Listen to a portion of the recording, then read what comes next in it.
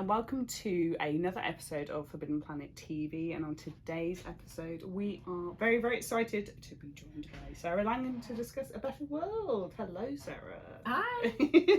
So we were just saying how exciting it is that we're starting to get like more US authors coming over and stuff. So the more the merrier. Please stay as long as you can. I'm like super happy to be here. Perfect. And we're here to talk about the most, like, I have to say it's one of my favourite horrors of the year. I thoroughly enjoyed it. So Yay! very excited to have you here. So what can you tell us about Better World? Almost like that kind of cheesy elevator pitch style for anyone who may. Oh sure. Yeah. It's about a near future, sort of on the precipice of dystopia, maybe in dystopia, but no more than we're in a dystopia right now. So to me, it doesn't feel like satire. It gets described as that, yes. But it's sort of, it's just a heightened dysfunction and corruption of a political system and a machine and the global infrastructure plus global warming. And so we start there, and this family, the dad gets fired, the mom can't support them in her medical profession because doctors aren't paid anymore, and they get this invitation to move to a company town called Plymouth Valley. And they know Plymouth Valley is weird, they know it's exclusive, it's got high walls, but if you live there, you're set for life. But you have to be accepted, you have to get tenure, you have to have been working there for 20 years, and the air is clean, and they know their kids are going to be able to go to college. So it feels like a Faustian bargain, and they know going into it that it's a Faustian bargain. But they do it because they have no other options, or so they think. And so once they're there, they're not really accepted. And the reason is there's limited spots, and you really have to scratch your way in, and someone else is going to have to leave if you're accepted. And in the middle of this, this one woman who is a total hot mess, but fascinating, bursts into a bar, throws herself at everybody, and then does this terrible thing. And so my main character, Linda Farmer, the doctor, can't get over it. Like, why did this mom do this terrible thing to her kids? And the more she discovers, the more she realizes that what Plymouth Valley really is. So that's the story. That's the story. I mean, and just thinking about the idea of like an annual review. I thought annual reviews here were difficult. Yeah. Like this, end of the line. Just the kicked out. Well, like if unemployment is really high and you don't have other options, I think any annual review is a nightmare. And I think, I don't know if you read N.T. Anderson's Feed. God, yes. It's a great book. Oh my God, yes. But it's sort of the ways that the individual doesn't have options anymore. And also, what's the one with the diary? Jack Womack? No, it's Jack Womack, and it's set in Manhattan. Oh, okay. And it's like it's this family that they were professors at Columbia. They get fired because I'm sure that's gonna happen. And the dad's just working in a bookstore and is getting yelled at all the time. And he just accepts it because that's all they've got. God. Yeah. And there is kind of like elements, obviously the Fallout TV series that was on recently and very well received. There's kind of, this book feels like it's that weird time between the end of the world and Fallout happening. So you kind of feel that, because they have the underground bunkers, don't they? Oh, they I don't know Fallout. Oh my, I think you'd really love the TV series. And if you game, like, the games are incredible as well. But the idea that certain people have been saved to continue the line. Yeah, to continue the approved family lines. And then it's all obviously cover-ups for other things going on. Yeah, I think anytime you make something exclusive, it's completely corrupt. And it's not a meritocracy as if that would ever be. And just obviously you mentioned before about being from LA. What I found quite interesting, like the charity, the Act Hollow charity, it felt so LA. I was like, is it too on the nose to call it hollow? Yes. No. No. Oh my god. Yeah, where was that from? Yeah. I mean, I feel like there's so many empty gestures toward doing the right thing. Yes. And we moved to LA from New York. New York, I think there are no empty gestures, but also maybe people aren't doing anything. And you get to LA and it's all empty gestures, which is even worse to me. So yeah, I was invited by a friend to go to like some event where people were going to talk about making the world a better place. Oh. And like, they all just had all these cocktails and sandwiches and just listened to each other talk. And I was like, where am I? Yeah. What's the resolution of this evening? Like, what? There wasn't one. They were like, take all the tools we've learned and go home and implement them. And I was like, there's no tools. There's no tools. You just needed to do something today. So you could talk about how you did something today. And it was like slightly more interesting than getting your pool cleaned. Yes. So yeah, it was an evening out. They got to wear a new outfit. Yeah. Yeah. So there's a lot of that, and I think sometimes what that conceals is a latent investment in keeping things exactly as they are, and everyone has this. I think you have any kind of investment or like a college fund or a pension, and you go, yeah, I want revolution, but I don't know how much revolution I want. And I think that's really worth investigating. Definitely. I think it's an interesting thing as well, like just looking at, say, our parents' generation, for example. There's an element of people kind of wanting change and revolution more when they're kind of younger, or you're very idealistic, and then obviously as you get older you start to kind of be, well, I need my like safe piece of the pie kind of element. I'm not sure it's even that. I think it's just you don't have anything to lose when you're young. Yes. And you're rebelling against your parents who are gonna catch you, probably. So it's cute. And I think that's yeah. I think everybody is invested, like is holding the system up, like even the people who claim to be trying to undermine it. Yes, yeah. I suppose everyone has their part to play, but I was just thinking, I remember having a conversation with my parents not that long ago, and I suppose we were always kind of Labour supporters, like, working class family and kind of wanting the best for everyone. They've now switched to being more conservative as they got older, which it causes some very interesting conversations, because you're just like, oh, right. I think it's two subjects. I think there's the one of like affecting change, and then there's the other of this growth, this rise of reactionary politics. Yes. Which there's overlap, but I think they're different things. Yeah. I can't quite wrap my head around the rise of I guess the reactionary system. Yes. Yeah. Yeah.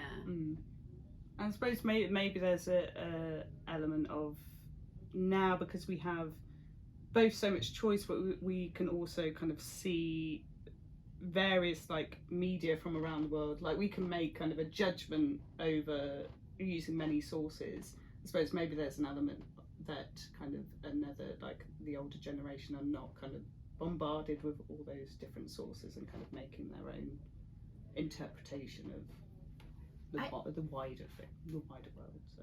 Yeah. I mean, I think there's also the issue of the simplification of complex issues that I think, there's more agreement than we realize. Yes. Yeah. But we're getting our news from places that do it in a sentence and depend on clicks as opposed to thought. Yeah. It's very, very interesting area. I started out my career before I was in book buying. I was an aspiring journalist, so I did like free placements at like CNN UK and stuff, which is less exciting than CNN US, so I'd imagine, because there wasn't much going on. Wasn't much US news going on here, like we're talking like 12 years ago or something. But I always find it fascinating when you get to read these kind of horrors that really make you think about the wider world, what's happening, and starts to make you question stuff, which is, I think, the great thing about horror. Yeah, I think that the best horror aspires to have you, instead of be afraid of what you're already afraid of, and sort of tweaking and messing with your nervous system, which can be fun. The best kind of horror shows you what you really ought to be afraid of, and you hadn't seen it in quite that way. Yes. I was talking to a colleague yesterday, and I was saying that the best horror is, it always feels like a bit of, like, say, The Last of Us or something, where you're crafting something and you're busy, you're in the zone, and shit's going down behind you, and like everything's exploding behind you, and you're just there like crafting, like just turn around kind of thing. Like the best horror sneaks up on you like that, because it's the thing that you don't expect. Yeah. That just puts its hand on your shoulder and goes. I think that's true. I think that's true.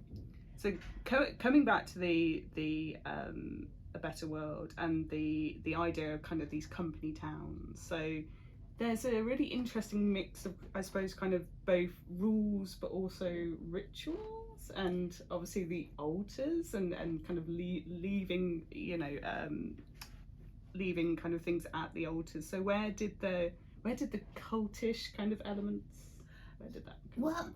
So my idea was, I was looking a lot at America and the rise of the Christian right. And I think there's a the religion is being used to justify behaviors, and you know, it's become circular, where it's not only justified but it's divine, and these ideas of original sin also come in, where it's as if I can't actually fix anything, I'm not actually accountable, this was preordained in some way, and I'm chosen. This idea of chosen that religion loves kind of disgusts me. Like anytime like somebody like thanks God for like winning a game or the lottery, it's like, so are you more special than everyone who didn't win the lottery? Just God liked you better? Is that what that is? And I think that is the implication. And so I think religion can justify really horrific behaviors. And so I was like, what's the character of people who are doing something really awful, and how can they every day shake everyone's hand and just have this veneer of civility, and perfectly raised polite kids and a sweetness to them, and it's this subterranean alternative belief system that they have. And so that's where Hollow came from, and in the story they're like, it's not a religion, because we're too sophisticated for that. But it you know, they're leaving stuff on altars every week, and they're celebrating these things, and yes, obviously it's a religion. Yes. Yeah, it's that's the kind of thing that you're just like, oh, it's this perfect town. And then when the idea of the rituals, and obviously we'll come to the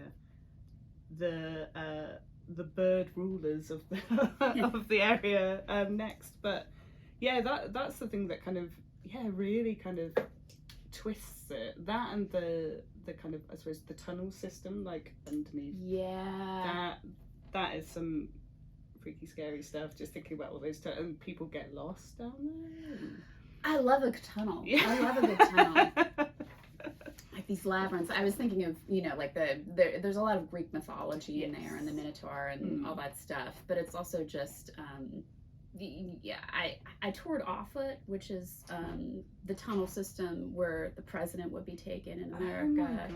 Oh my God. I didn't know they would underneath the Air Force Base. Wow. Yeah. Okay. No, actually, you could just write them, and they just turn up, and they'll take you down. And, you know, we have those. There's so many survivors. I don't know if you guys have this, but there's survival shelters all over the country. Individuals have paid for millions of dollars, all of their life savings. And they don't make sense because they're not going to be able to purify the air. Like and, you know, if it were a nuke, they'd be dead, but they'd just be down there, lonely dead. Yeah. You know, like, so... But it's fascinating, like this notion of this is the way that I protect I safeguard my future. I spend all my money digging a tunnel, digging my own grave, as opposed to doing something. Yeah. You know? Yeah, I suppose there's an element of just thinking like the Purge, for example. You know, where you obviously have, you know, everyone. I love the Purge. Love the Purge. I mean, they're kind of like some it's of them hard, are so bad. Ethan, I'm like, but I still love it, even with Ethan Hawke involved. Yeah. But there is an element of obviously the very rich people can, you know, just they think they're protected because they can just lock their doors and they have panic rooms or whatever, but. Well, I mean, and also like it changes you. Like I'm sure they're more protected than you know, like the different purges. Like the city purge. You know, they're not as well protected, but like the suburban everything, it changes who you are, and you may be physically protected, but then there's a monster inside you, and you're frightened of the monster. Yes. Yeah. And quite often, I suppose, like films like The Purge and stuff deal with the idea of you're seeing your supposed like enemy as someone outside, and quite often it's the person in the house with you. Yes. So, yeah. It's just frightening to think of. Did you see Longlegs? No, I haven't seen. Oh my god. So now, well, I couldn't give away the ending anyway. So no. I'm so excited to watch it, but it's funny. My boyfriend was meant to be waiting for me to watch it because we were going to like, we'll watch it together. And then he had to get out of the house the other day because he's helping his mum move house, and it was very stressful. So he's just like, I'm going to watch Longlegs. It's just like, that sounds like a less stressful afternoon. So fine, okay. I need to catch up though, because anything Nick Cage does. Yeah, no, he's really good. I saw the TV Glow too, though. Yeah. It's really good. Wow. Okay. Yeah, but I need to catch up. Oh my god. It's funny you say the. I presume there probably is the equivalent of like the presidents like under Air Force One, like here. I presume for the Prime Minister and stuff. Not that it will be of much use if. It could be, you know, like it's certainly an asteroid. Certainly, like there'll be stuff that'll protect it for a few years. But that's like a really well built, well developed system, as opposed to like these individuals who are making their tiny little. Yeah. And if you know, how many? It depends on how many nukes too. And like the second you're like, how many nukes could my shelter survive? It's like, what is this world? Like, why would you want? You don't want to come up. What is this maths? Yeah. Like, how many nukes need to hit?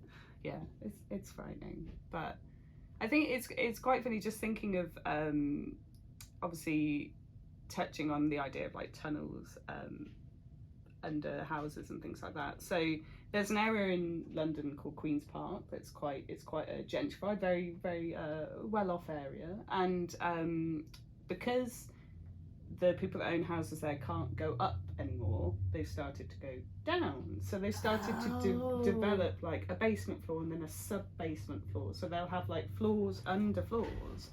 But there's been so much development in that area that now the park is like falling in on itself. So eventually Queen's Park could just be under like, it could all just smush into the. I love that metaphor. That's such a good metaphor. They did it to themselves. They did it to themselves. I used to work at the taxes will bail them out. Yes, exactly. They'll be fine. They've got insurance and taxes. No, I used to work at. There's an indie bookshop like a 10-minute walk away, and I used to like co-manage that bookshop. And I always just found it hilarious when I'd be walking home, walk past all these very nice houses, and I'd be like, one day. They'll all be, and I don't know. It's going to be like, I don't know whose house is going to go first, but it's all just going. That's so good. There's a set. Have you watched Atlanta anymore? No. It's a really good TV series. Okay. And there's this one episode, and it's like this guy plays Paperboy. He's like this rapper, and he and his entourage are, I think it's somewhere in Europe. It might be in London, where they have to go to some party. Right. And it's like it might be Amsterdam, and they go to like the worst building, the creepiest building. They walk in, and it's just like junky, and then they go to the back and up, and then it's like behind that is like this where the billionaire lives. And it's just like a huge, amazing building behind the building. I love that. Oh God, that's the behind, the stuff we don't see. So talking about suburban horrors in particular, so what would you say have been kind of the most impactful? Obviously there's been things like Stepford Wives, obviously, which is incredible, but was there anything that has influenced your writing, any books or films in that kind of space? I was thinking of Works and Crick a little bit. That's the Atwood. Okay, yeah. I reread Handmaid's Tale, and it's like, for its time, amazing, but it's not, I wasn't really responding to that. It was more, if anything, Works and Crick, and definitely Rosemary's Baby. Yes. I feel like Levin got something that Grady Hendrix gets too. Yes. Which is a frustration to me, and I've been thinking about it. Like, why are they so good at figuring out the ways that women live in cages that they can't see the bars? And I think they have a really sympathetic outsider's view that's effective. Yes. Like Southern Book Club, I was like pissed. I was like, how did you and Levin do this? Like, what did you do? And I'm just really interested with these stories of the things we can't see. And I actually would say that's the scariest thing to me. Is we're all living in these realities, and we have these narratives behind them. How much of them are true? And what are the things that we just can't see? And in what ways, not only are there villains around us, but are we our own complicit keepers, our jail keepers? I think that's fascinating. And the idea that obviously that Linda is asking questions in the book, but she's almost being told off for asking. Don't ask. Don't. It's just how it is. And that's quite frightening. It's constant. Linda is constantly, and she's like a fighter, and she's like a strong person, but she also, again and again, in a way that I think even might frustrate a reader, she goes, yeah, no, they're lying to me. And then she'll start the next day like it didn't happen. Yeah. And it's like, but that's what people do. Like, you can't, either you're gonna blow up and set off some dynamite and go running, or you just have to set the table and keep going. And so it's just this constant choice she has to figure out until she has all of the information. But throughout, she's like, my husband's lying to me, my friends are lying to me, my boss is lying to me, my kids are lying to me. Why? What is this? And people lie sometimes because of love. They want to keep you quiet because they think that's best. Yeah, no, definitely. There was an amazing horror book I read earlier this year called The Devil and Mrs. Davenport. I don't know if you've come across that one. Paulette Kennedy.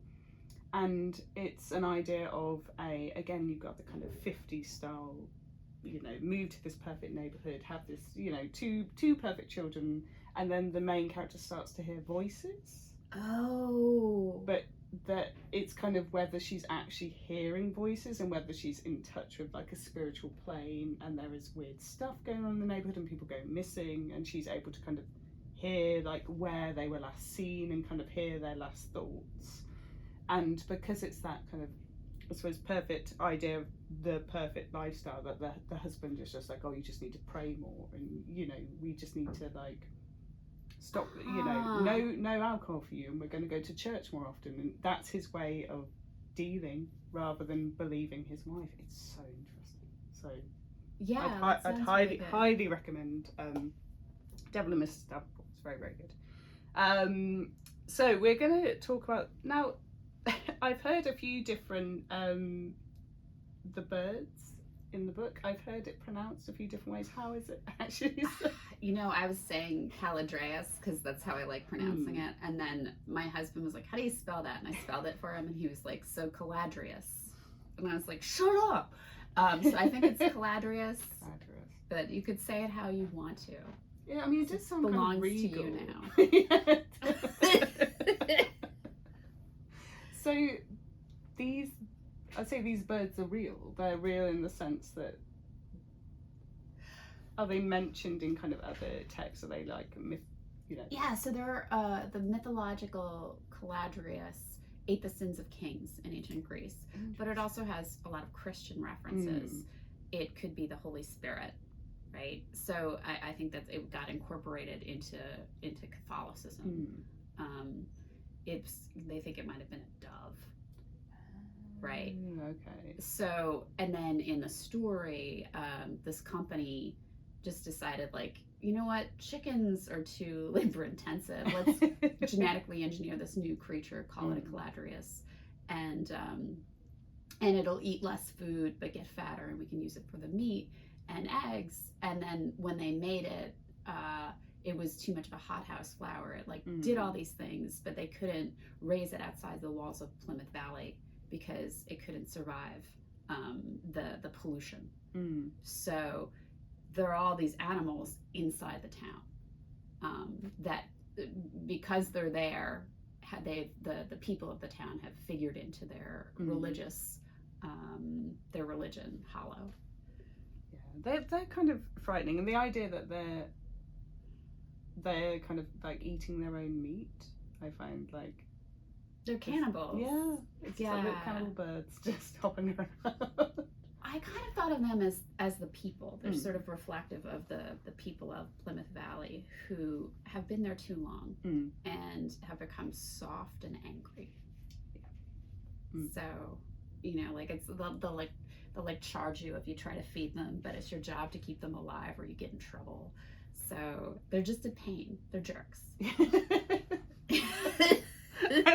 Yeah, they do sound quite. They do. Oh, and you can't keep a pet. Like this town, they're like, don't bring dogs and cats in here because the Caladrius will hunt them down and eat them. Yeah, which, like, I think I don't think I ever bring up, but like, so don't leave your baby outside. Yeah. You know, it's a safe town, but don't let your toddler play in that sandbox during peak Caladrius hunting season. Oh God. Yeah, it's a safe town apart from the birds and the tunnels you could get lost in. And the carnivorous humans. Yeah, all the good stuff basically. So to finish off our interview for today, so we've got a couple more questions. So what are you currently working on next with? I know sometimes authors can't really say too much, and sometimes they're more than happy to. You know, I can say, but I just don't know how true it'll be tomorrow. Oh, okay. This never happened. Yeah. So I was working on something that I really was into, and I had like sketched it out and had done an outline, and I've never done that before. I always just write by the seat of my pants. Okay. And I was like, I take too long to write novels. I'm gonna write a novel in 6 months. I just didn't do it. And I had 100 pages that I had drafted of like a novella that I'd like come up with and really enjoyed, and it's a good novella. And so I was like, I'll just flesh it out. Here I go. Spend another 2 months unable to work on it. Like I'd go every day and be like, this is the worst. I hate this. Why isn't it working? I can't figure it out. What's wrong with me? And then like one day I like found an old piece of another novel and was like, I'll just work on this. And now I'm 40,000 words in like 6 weeks. And it's because I cannot write to an outline. I legit like my editor's like, what's it about? And I'm like, can't we just like because I don't know. I really have no idea. I have to finish it. Anyway, so what I'm working on now is called The Parent Trap. And it's set on Long Island, which is where I'm from. And it's about these 3 siblings who were raised horribly dysfunctionally, and their mom even had like a set of rules on the refrigerator that made no sense. It was like, don't stop dad from salting the house or the hag-ridden will come, and then never have children, never get married. And so the youngest one is like, they've moved out for years, only the kids keep in touch, and the youngest one gets pregnant and she's terrified that there's a curse on the family. So they go back to Swamp House to like be like, what do we come from? Would you please finally tell us? And it's like a showdown at their family home, Swamp House. That sounds amazing. I'm enjoying it. That sounds very cool. Okay, we're here for that. And what are you currently watching, reading, and if you game, what are you playing? Ooh, I just finished Atlanta. I really like Atlanta. Other shows I like are The Comeback.